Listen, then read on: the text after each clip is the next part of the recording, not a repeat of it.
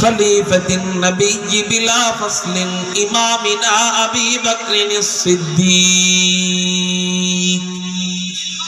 وعلى الناطق بالصواب والعادل بالكتاب إمامنا بالحق عمر بن الخطاب وعلى صاحب الحياة وناشر القرآن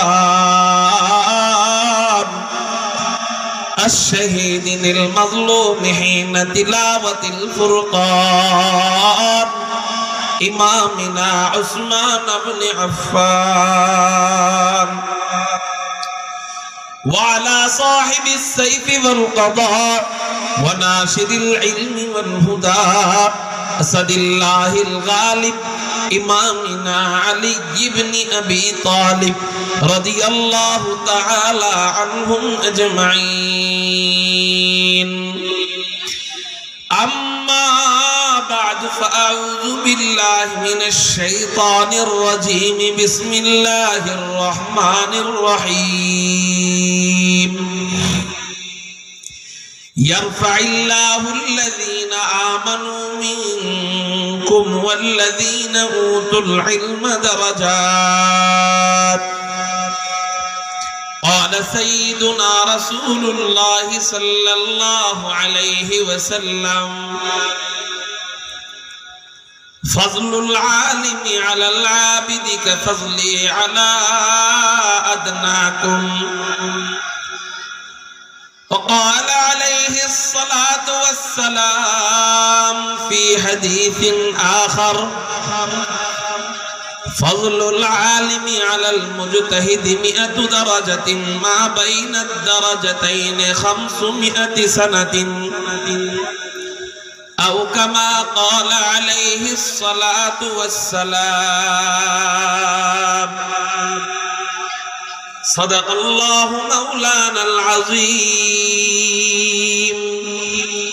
وصدق رسوله النبي الأمي الكريم، ونحن على ذلك لمن الشاهدين والشاكرين والذاكرين والحمد لله رب العالمين.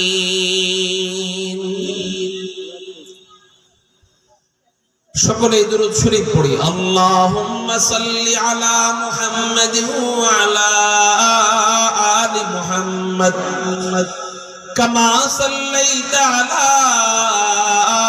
ইব্রাহিম ওয়া আলা আলি ইব্রাহিম ইন্নাকা হামিদুম মাজিদ। اللهم بارك على محمد وعلى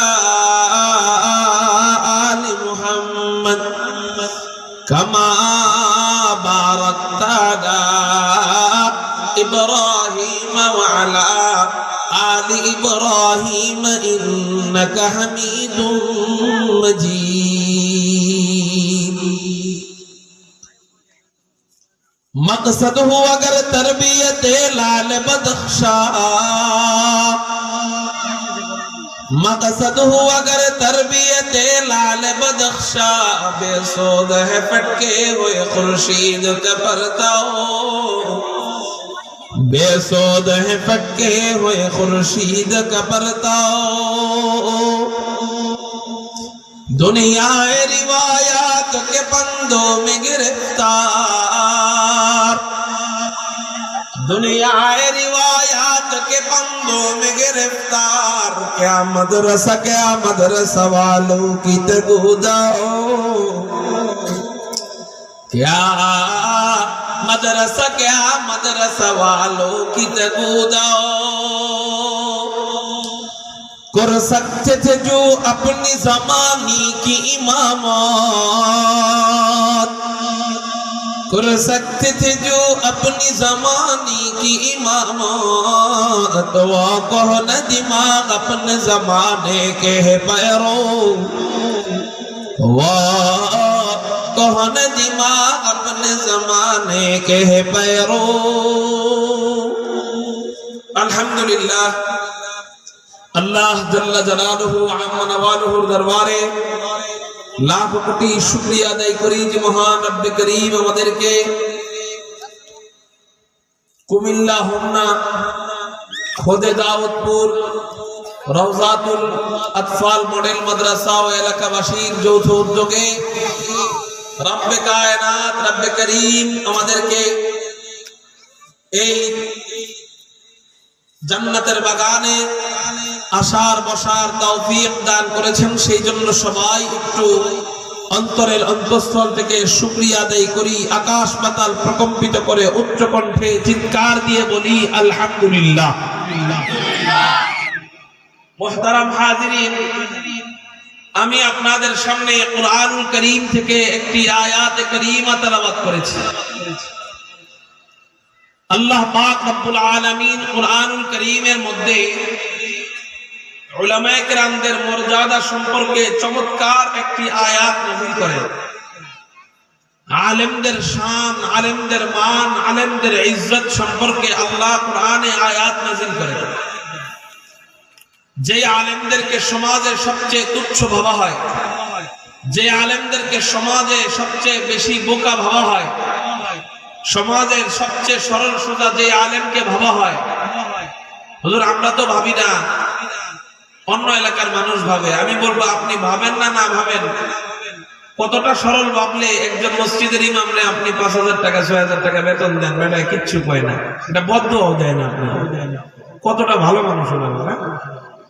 তো আলেমকে আমরা যদিও ছোট হিসাবে দেখি, দিনে দিনে ইঞ্জিনিয়ারের বেতন বাড়ে, ডাক্তারের বেতন বাড়ে, ব্যারিস্টারের বেতন বাড়ে, দ্রব্যমূল্যের দাম বাড়ে, স্বর্ণের দাম বাড়ে, হীরার দাম বাড়ে, চালের দাম বাড়ে, ডালের দাম বাড়ে, সবকিছুর দাম বাড়ে, আলেমদের বেতন কমে। আগের হুজুরের রাখছি ১২,০০০ টাকা দিয়ে, এটা বেশি হয়ে যেত। এখন হুজুর রাখবো, এটা ৮,০০০ টাকা দিলেই খুশি। আমাদের মানুষ শুধু বলে যে আলেমদের উপরে নির্বিচারে গুলি করা হয়, এই বিগত ১৬ বছরে সবচেয়ে বেশি আলেম শহীদ হয়েছে, সবচেয়ে বেশি। এবং শুধু তাই না, মুসলমানের লেবাস পরেও আলেমদেরকে মেরেছে টঙ্গীর ময়দানে। সেই আলেমের শান, মান, মাকাম, মর্যাদার ব্যাপারে আল্লাহ কোরআনে বলতেছে, আউযু বিল্লাহি মিনাশ শাইতানির রাজীম,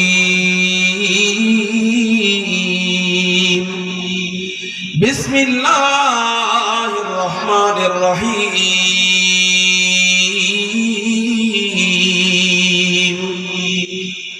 ইয়ারফা'িল্লাহু আল্লাযীনা আমানু মিনকুম ওয়াল্লাযীনা উতুল ইলমা দারাজাত।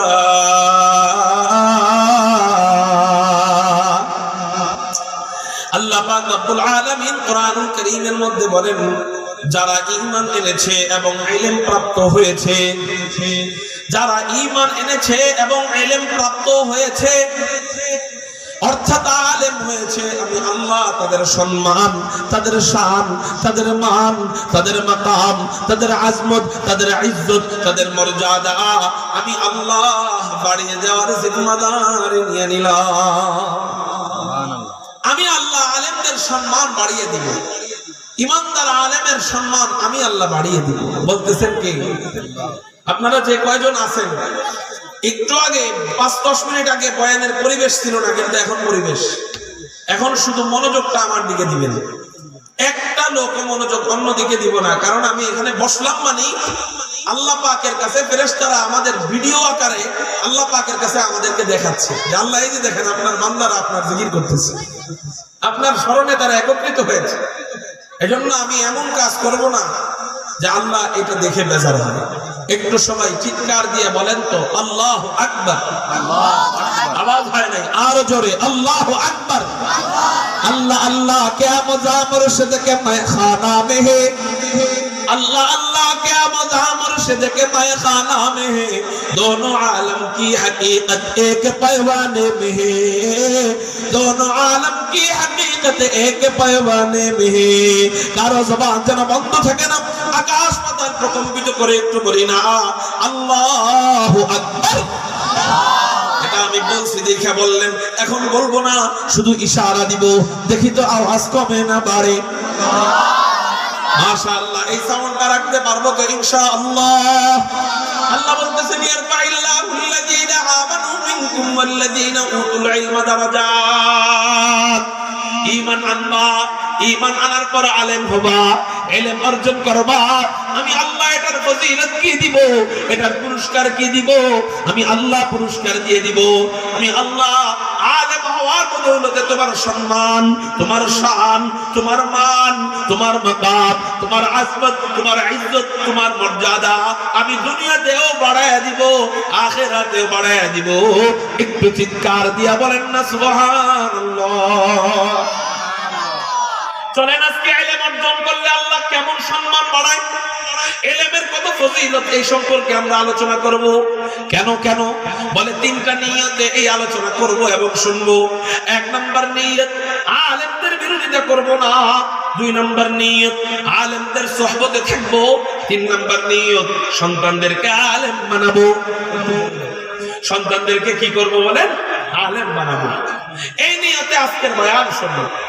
ইলমের কত মর্যাদা, হুজুর আকরাম সাল্লাল্লাহু আলাইহি ওয়াসাল্লাম সুনানে দারিমির মধ্যে বলেন, ইলম অর্জন করার ফজিলত, ইলম অর্জনের মর্যাদা, ইলম অর্জন এত দাম, এটা নফল নামাজের চেয়েও, নফল ইবাদতের চেয়েও ইলমের দাম আল্লাহর কাছে বেশি।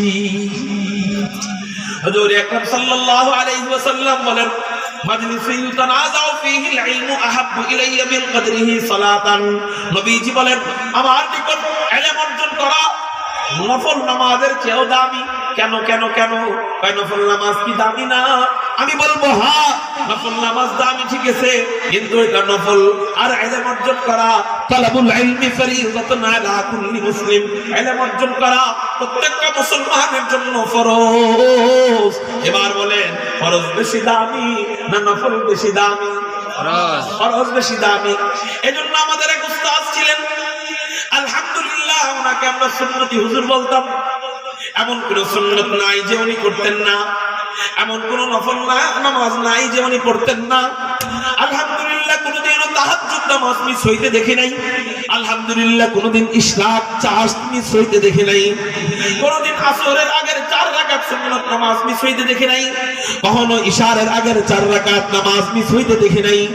কখনো বেতের নামাজের পরে 2 রাকাত বৈশা বৈশা নামাজ পড়া, এটা মিস হইতে দেখি নাই। কিন্তু মাদ্রাসা খোলা থাকা অবস্থায় আমরা কোনদিনও দেখতাম না যে আওয়াবিন নামাজ পড়তেন। মাগরিবের নামাজের পরে ওনার ক্লাস ছিল, ওনার ঘন্টা ছিল, ঘন্টা।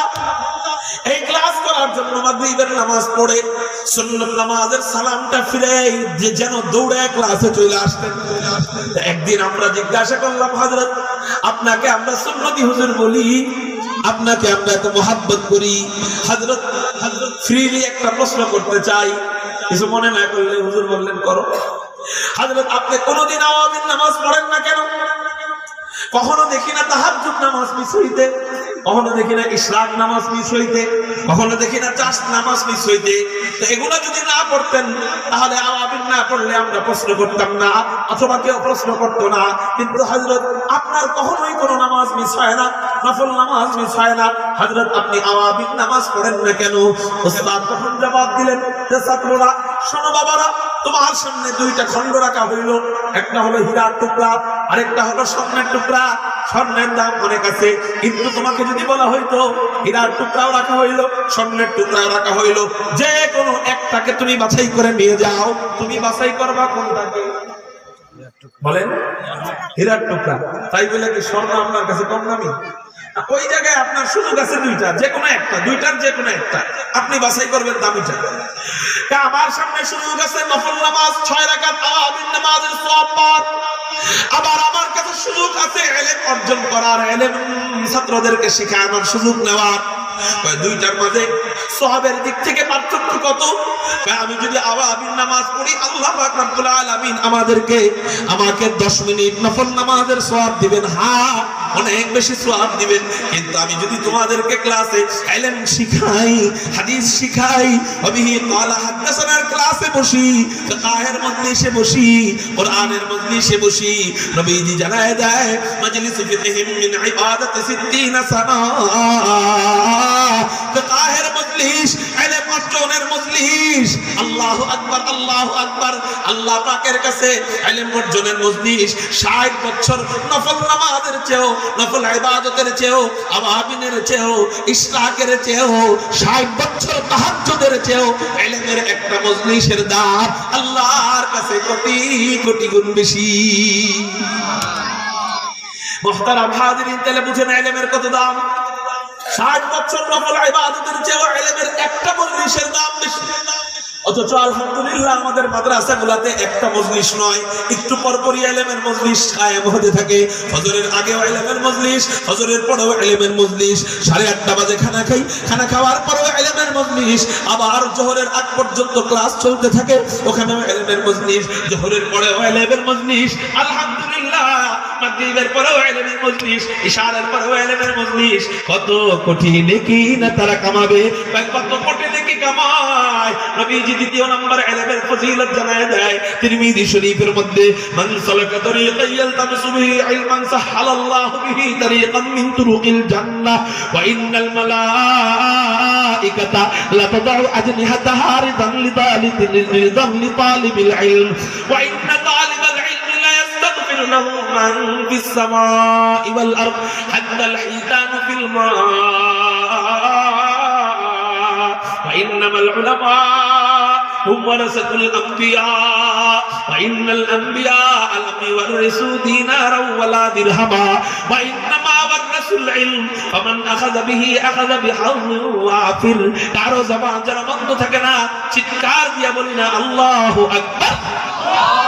الحمد لمن قدر خيرا وخبالا والشكر لمن صور حسنا وجمالا فرد صمد عن صفة الخلق بريئون।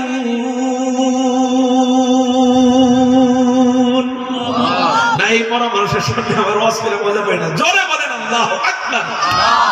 فرد صمد عن صفة الخلق بريئون رب أزلي خلق الخلق كمالا رب أزلي خلق الخلق كمالا الآن كما كان ولم يلق زوالا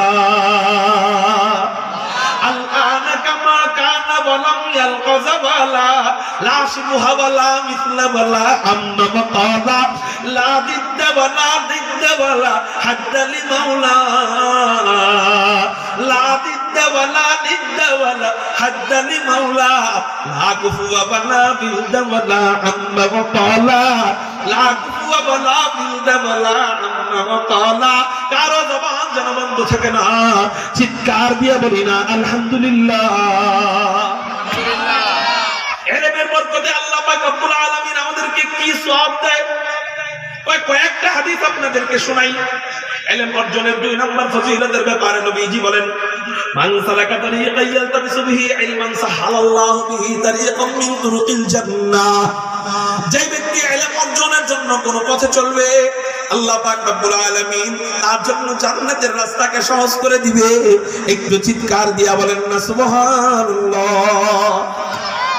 ইলম অর্জনের জন্য যে ব্যক্তি কোন পথে চলবে, আল্লাহ তাকে যে পুরস্কার দান করবেন, এর মধ্যে বিশাল একটা পুরস্কার হলো এটা, আল্লাহ তার জন্য জান্নাতের রাস্তাকে সহজ করে দিবেন।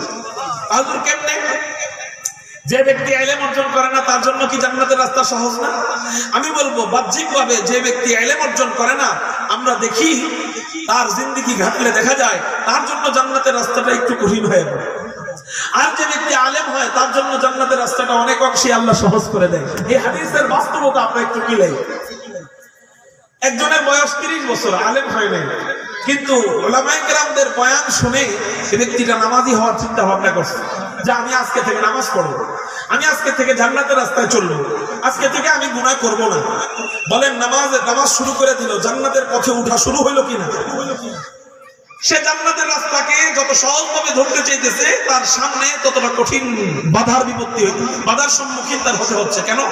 সে একা নামাজি, কিন্তু তার বিবিটা তো এখনো নামাজি হয়নি। এতদিন সে বেনামাজি ছিল, তার বিবিও বেনামাজি ছিল, কিন্তু তার দিলে আল্লাহ হেদায়েত দিছে, বিবির দিলে তো আল্লাহ হেদায়েত দেয় নাই। তো সে বিবিকে নিয়ে, যেই জীবন সঙ্গিনীকে নিয়ে সে থাকে, ওই জীবন সঙ্গিনীর হেদায়েত নাই, শুধু একা একা সে নামাজি হয়ে বেশি দিন থাকতে পারবে না। থাকতে চাইলেও তার জীবনের সাথে যুদ্ধ করতে হবে, কারণ অনেক সময় দেখা যাবে বিবির কারণে বেনামাজি হয়ে যেতে হবে। যেমন কথার কথা, বিবি মেকআপ টেকআপ করে সুন্দর সুন্দর হয়ে সাজা গুজা মাগরিবের আগ মুহূর্তে বলছে যে আজকে আমাকে ঘুরতে নিয়ে যাবে, আজকে 21শে ফেব্রুয়ারি চলতেছে, তো আমাকে আজকে ঘুরতে নিয়ে যেতে হবে। এমন বায়না ধরছে, 1 মাস ধরে তুমি আমাকে ঘুরতে নাও না, আজকে নিয়েই যেতে হবে। ঠিক আছে, নিয়ে যাবো। মাগরিবের নামাজের আগ মুহূর্তে আপনি বিবিকে নিয়ে বেরোইছে। আপনার বিবি আল্লাহ না করুক বেপরদায় বের হয়েছে দেখার মতো। এখন আপনি এই বিবিটারে নিয়ে মাগরিবের আজান হয়ে গেছে, বাহিরে কই রাইখান আপনি নামাজে দাঁড়াইবেন। বিবিটাও আপনার এমন সময় দাবি করছে যে নামাজের টাইমে। এখন আপনি এর রাইখা কই রাইখা নামাজে দাঁড়াইবেন। নামাজে গেলে বিবি পর্দায় থাকলে না একটু নিরাপদ থাকতেন, মানসিকভাবে একটু প্রশান্তিতে থাকতেন, যে না আমার বিবিটারে মসজিদের বাইরে দাঁড় করায় ভিতরে ঢুকছি আমি, তো পর্দায় আছে, কিন্তু বিবিটা তো পর্দায় নেই।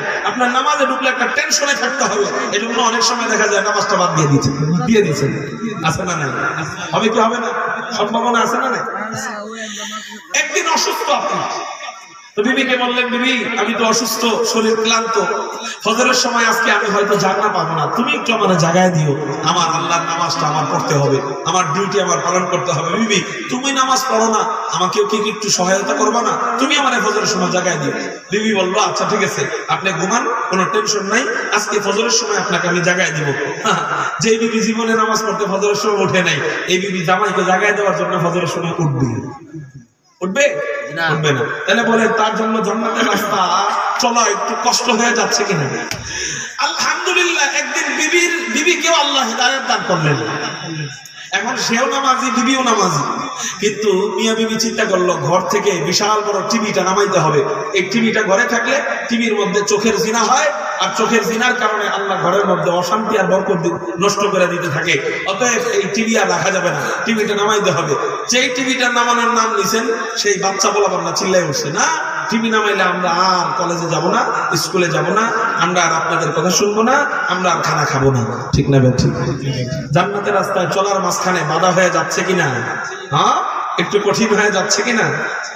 আলহামদুলিল্লাহ, একদিন সন্তানদেরও বুঝ আসলো, টিভিটাও নামাইছেন, সন্তানরাও নামাজি হইল, আপনারাও নামাজি হইলেন। হঠাৎ করে আপনার এক ছোটবেলার লেখাকালের দোস্ত আপনারা বিয়ের দাওয়াত দিচ্ছে। কিসের দাওয়াত? বিয়ের দাওয়াত। এখন পরিবার নিয়ে বিয়ে বাড়িতে যাইতেছেন, হঠাৎ করে বিয়ে বাড়িতে নামার পরে আপনি বুঝতে পারেন নাই, কারণ আপনার হঠাৎ চেঞ্জ তো আপনি বুঝতে পারেন নাই। এটা নামার পরে দেখলেন যে বিয়ে বাড়ির অবস্থা, এটা বিয়ে বাড়ি নাকি পূজা মণ্ডপের বাড়ি আপনি বুঝতেছেন না। বর্তমানের বিয়ে বাড়িগুলা কিন্তু পূজা মণ্ডপের বাড়ি কোনটা আর বিয়ে বাড়ি কোনটা পার্থক্য করা যায় না। ওই মহিলাদের হাতের দিক তাকাইলে পার্থক্য করা যায়, আর পুরুষদের লুঙ্গির দিক তাকাইলে পার্থক্য করা যায়। যে লুঙ্গি যখন ধুতি পরে তখন বোঝা যায় যে এটা হিন্দু বাড়ি, এটা পূজা হইতেছে। মহিলাদের হাতের দিক তাকাইলে তখন বোঝা যায় যে চুড়িগুলা সাদা আর লাল, তখন বোঝা যায় এটা হিন্দু বাড়ি। আর যে এই দুইটা যেখানে থাকবে না, ওটা হলো বিয়ে বাড়ি। এই দুইটা দেখা ছাড়া আপনি অপরিচিত কোনো জায়গায় বিয়ে বাড়ি নির্ধারণ করতে পারবেন না। আমাদের বর্তমানে এত অবক্ষয় হচ্ছে, বিয়ে বাড়ির মধ্যে যত গুনাহ হয়, ওই এলাকায় মনে হয় ইতিপূর্বে এত গুনাহ হয় না। 2-3 দিন পর্যন্ত গান বাজাইতে ওই মাটির বদদুয়া নিতে থাকে ওই দাম্পত্য, ফেরেশতাদের বদদুয়া নিতে থাকে ওই দাম্পত্য। আল্লাহর কসম, ফেরেশতাদের বদদুয়া নিবেন, ওই দাম্পত্য কোনোদিন সুখী হইতে পারবে না। তো এখন নামার পরে দেখে হায় হায়, আমার দোস্তের বিয়ে বাড়ি দিয়ে পুরা পূজা মণ্ডপের মতো অবস্থা। কিন্তু কি করার, ফিরে তো আর যাওয়া যায় না। লম্বা পথ পাড়ি দিয়ে এসেছি, দোস্ত কষ্ট পাবে চলে গেলে। ঢুকছে মানবতার খাতিরে, দোস্তর বন্ধুত্ব রক্ষার খাতিরে ঢুকছে, কিন্তু তার ভূমিকা ভালো লাগতেছে না, কারণ সামনে অর্ধলঙ্গ নারীরা ভরা, ওড়না নাই, শাড়ি কোন রকম পরছে, পেট বের করা, পিঠ বের করা, হ্যাঁ আইসা করে। সে তো হঠাৎ নামাজি হয়েছে, কিন্তু তার ওই বিয়ে নেই, সে কয় ও বিয়ে কেমন আছো?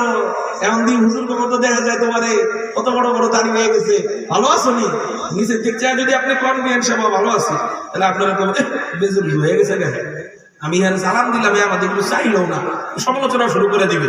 বলেন, এর মাঝেও কোনো ব্যক্তির আল্লাহকে পাইতে চাইলে পাইতে পারে, নজরকে হেফাজত করে। তবে আমি যেটা বুঝাইতে চাইছি ওই ব্যক্তিটার জন্য জান্নাতের রাস্তা চলতে একটু কঠিন হয়ে যাচ্ছে কিনা।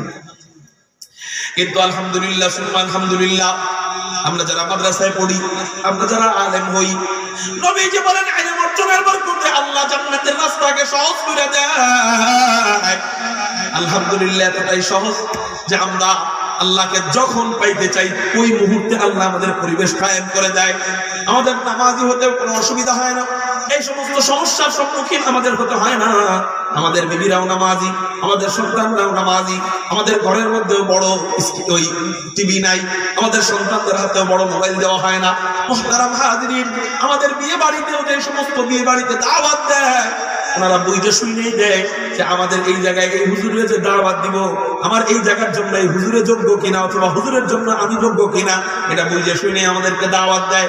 আলহামদুলিল্লাহ, আমাদের জন্য আল্লাহ আমাদের ব্যক্তি জীবনের পরিবেশ, আমাদের পারিবারিক জীবনের পরিবেশ, আমাদের আত্মীয়তা জীবনের পরিবেশ, আমাদের রাষ্ট্রীয় জীবনের পরিবেশগুলো আল্লাহ এমনভাবে কায়েম করে দিয়েছে যে আমাদের জন্য আপনাদের তুলনায়, সাধারণ পাবলিকদের তুলনায় জান্নাতে যাওয়ার রাস্তা অনেকটাই সহজ। এটাই নবীজি বলতেছেন, মান সালাকা তারিকান ইয়ালতামিসু বিহি ইলমান সাহালাল্লাহু বিহি তারিকাম মিন তুরুকিল জান্নাহ। যে ব্যক্তি ইলম অর্জনের জন্য কোন পথে চলবে, আল্লাহ পাক রব্বুল আলামিন তার জন্য জান্নাতের রাস্তা সহজ করে দিবেন। একটু চিৎকার দিয়া বলেন না সুবহানাল্লাহ। তিন নম্বর ফজিলত, ইলম অর্জনের 3 নম্বর ফজিলত নবীজি হাদিসের মধ্যে জানায়া যায়, তিরমিজি শরীফের হাদিস, ওয়া ইন্নাল মালাইকাতা লা তাদাউ আজনিহাতাহা রিদান লিতালিবিল ইলম। আল্লাহ পাক রব্বুল আলামিন ফেরেশতাদেরকে ডাক দিয়া বলেন, ও আমার ফেরেশতারা, এই বাচ্চাটা আমি আল্লাহর কাছে এত দামি, যে তলবে ইলম মাদ্রাসায় যায়, এখনো আলহামদুলিল্লাহ রাব্বিল আলামিন শিখে নাই, এখনো আর রহমানির রহিম পারে না, এখনো ইন্না আতাইনাকাল কাউসার শিখে নাই। শুধু আলিফ শিখতে গেছে, বা শিখতে গেছে, তা শিখতে গেছে, এখনো শিখে নাই। শিখার জন্য মাত্র বের হইছে। মাত্র কি হইছে বলেন না? মাত্র বের হইছে। আল্লাহ পাক রব্বুল আলামিন এখানে যারা পুরুষ আছেন শুধু তাদের উদ্দেশ্যেই বলতেছি না, পর্দার আড়ালের মা বোনেরা যারা খেয়াল করেন, আপনাদের যাদের সন্তান মাদ্রাসায় দিবেন, একটু মনোযোগ দিয়ে শুনেন, আপনারা কত সৌভাগ্যবতী। আল্লাহু আকবার, আল্লাহু আকবার। নবীজি হাদিসের মধ্যে বলেন, আল্লাহ পাক রব্বুল আলামিন ফেরেশতাদেরকে ডাক দিয়া বলেন, ও আমার ফেরেশতারা, এই বাচ্চাটা আমি আল্লাহর কাছে এত দামি, এত দামি, এত দামি, ও সমাজের কাছে বোঝা হইতে পারে, ওর পরিবারের কাছে বোঝা হইতে পারে, ওর পরিবারের কাছে বোকা হইতে পারে। দেখেন না, উদাহরণ দেওয়ার জন্য বলি, এক বাবার 4 ছেলে, বড় ছেলের বয়স, বড় ছেলে মারামারিতে পটু, হুজুর দোয়া করেন বললে গা, ওরে সেনাবাহিনী বানাবো, মারামারিতে পটু, সেনাবাহিনী বানাবো হুজুর, তারপরেরটা ওর জন্য একটু দোয়া করে দেন, ওরে ডাক্তার বানাবো, ওষুধের নামটা মুখস্থ রাখতে পারে এই জন্য ডাক্তার বানাবো হুজুর, তারপরেরটার জন্য একটু দোয়া করে দেন, খুঁটিনাটি বুদ্ধি আছে, মোবাইল ব্যাংকের টর্চলাইট বানায়, হুজুর দোয়া করেন এটার ইঞ্জিনিয়ার বানাবো। কিন্তু হুজুর এই যে 4 নাম্বারটা দেখতেছেন, প্রতিবন্ধী মার্কা, ডাইনে যাইতে পেলে বামে যায়, বামে যাইতে পেলে ডাইনে যায়, বুদ্ধি টুদ্ধি কিচ্ছু নাই। আল্লাহ বাচ্চাকে চাই, সন্তানটারে যে আমরা কেন দিল হুজুর বুঝলাম না, কি আর করার, নিজেরই তো সন্তান হুজুর, পোলা তো আল্লাহ তো আর দেওয়া যায় না, এইটারে নিয়ে ভর্তি করছি রওজাতুল আতফাল মডেল মাদ্রাসা, ঠিক না ব্যাপার? এই পলকটারে বোকাটারে নিয়ে ভর্তি করছি মাদ্রাসা। দেখবেন মা বাবারা, ভাই একটু জোরে দাও, আমার এটা হলো তেল, এটা না থাকলে গরমের দিন চলতেছে, তোমার কষ্ট হইলে আরেকজন আসো। মুহতারাম হাজিরিন, আপনারা আমার দিকে খেয়াল করেন, একটু চেয়ারে বসে নেন, চেয়ারে বসে, টাকা তো চেয়ারে বসে সুবিধা হয়। মুহতারাম হাজিরিন, বাবাদের, অনেক বাবাদের খেয়াল এটা থাকে না, এই পুরোটার ব্রেন বেশি, এটার আমি ইঞ্জিনিয়ার বানাবো, এটার ব্রেন বেশি, এটা ডাক্তার বানাবো, আর যেটা বোকা টোকা বেশি বুঝে না, এটার মাদ্রাসায় দিই, যা পারে করে, যা পারে মোটামুটি মানুষ হলেই গেছে। হ্যাঁ, তাও দেন, ওই বলক ছাড়াই দেন, তাও দেন। আল্লাহু আকবার। কোরআনের বদৌলতে, হাদিসের বদৌলতে, ইলমে ওয়াহির বদৌলতে, ইলমে কোরআন, ইলমে হাদিসের বদৌলতে আল্লাহ এই বোকা বাচ্চাটার জেহেন এত বাড়ায় দেয়, এত বাড়ায় দেয়, এত বাড়ায় দেয়। আল্লাহ কোরআনুল কারীমের মধ্যে বলেন, ওয়াল কুরআনিল হাকীম,